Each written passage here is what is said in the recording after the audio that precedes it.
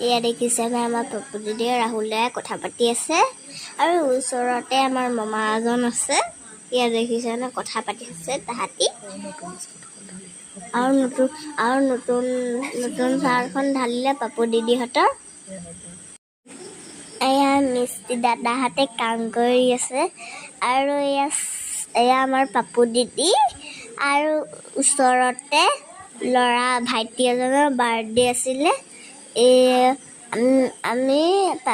পাপু দিদিৰ ওচৰতে বাৰ্থডে খাবলৈ আহিছোঁ মিনা দেঠাই মই পাপু দিদি কেনেকুৱা লাগিছে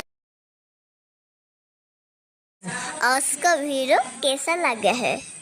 अच्छी लगा तो कमेंट में बोलना लाइक सब्सक्राइब दो ना करना कमेंट में बोलना बाय बाय आज कने